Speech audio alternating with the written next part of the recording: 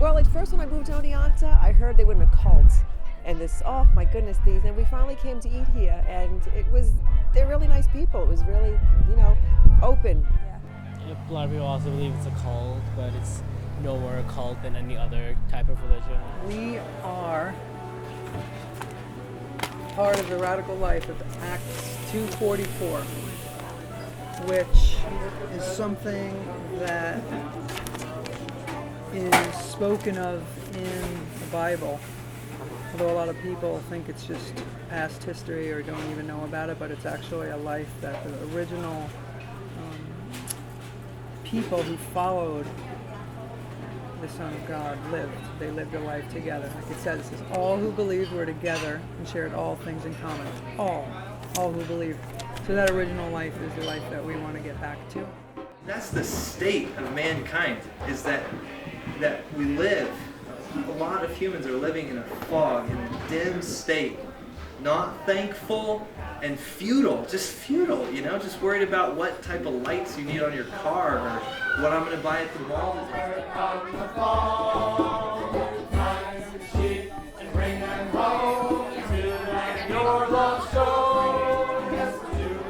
feel like this could be a very good route for me and a lot of people. If people knew about this, I think a lot more people would join it. And so you're joining, you said? Yeah, I'd like to. That's okay with you guys. Well, we're not like a club or an organization that people just join. So it's just a matter of the heart and faith. It's like marriage. You fall in love and you want to make a lifetime commitment, then I want to make a lifetime commitment out of it. yeah. I feel as if it's something I can be good at. I feel as if it's part of my life now. Are they allowed to leave? Well, anyone's allowed to do whatever they want. We don't force or coerce anyone beyond what their will is. We will try and persuade people, like, hey, if they're leaving, these are our friends, and they say, hey, they made a covenant, because really, it's pretty much a shameful thing because they've made a vow. That's why we can tell people when they join the community, it's a big deal. It's a life-for-life thing. It's a covenant with God and His people. And hopefully they'll have a turn of heart and come back. They gotta show a heart of repentance, meaning they have remorse, they're sorry, and they have faith to want to continue on and live this life. And you don't just let someone walk away from a covenant. But a lot of people do. Good night. A lot of people do walk away from the covenant, and they do it, they just disappear in the night. Honestly, I'm happy to be home. This is one place I feel as home. This is the one place that I've always felt a piece of heaven. Can you tell me a little bit about the beliefs of the 12 tribes? Not really. It's been forever since I've been here. It's just the result of hearing that message and obeying it, and it's a message of love and, a way to find true unity and peace and actually be able to overcome our selfishness. And so that's the life we want to live. We heard that message and we believed it, and it produces our life of community. Is it like Christianity? Is it religious? Honestly,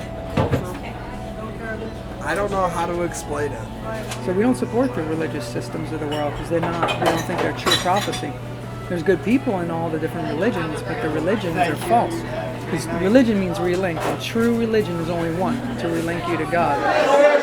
Kingdom would come on the earth, so you'd have your people, your brides that you could return for, and pray that we'd be purified. And then He can return when He has a people. He needs to return for a people, and there's a lot the prophets have said about that. And I don't want to give a big sermon on. I wish I had counted how many times it talked about a people. A people, purify a people for His own. The mirth of His people will fill the whole earth.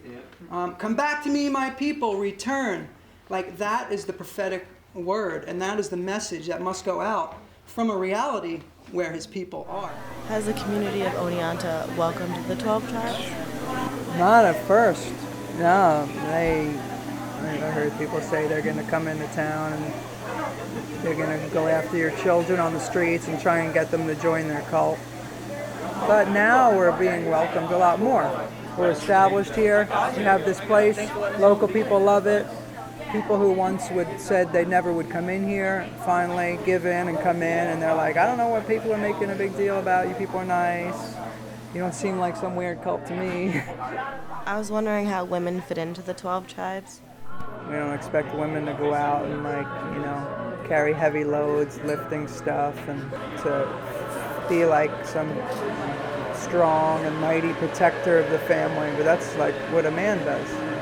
So women spend a lot of time at home around the house, raising the little ones and taking care of household chores and cooking lunch and doing laundry and stuff like that. But they also have a lot of wisdom.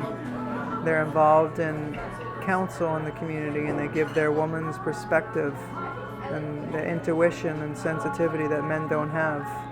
Why Oneonta? Well, we want to be everywhere. So it just happened that it seemed like it was time for us to be able to be here. It seemed like God was putting it on our hearts, and circumstances were happening that were making it clear that we were able to be here and being led to be here. And so then we started sending out people to scout out Oneonta, and then we found a building that was for sale, and we looked into it, and we were getting encouraged in faith about going there. But it turned out that building was not really working out, and that day a couple of my friends saw a for sale sign up in this window, and they took the number and talked to the man, and the man came and visited our other places and really liked us and was for us and wanted to help us be able to afford to get this building. And so just circumstances like that caused us to grow in faith and be able to be here.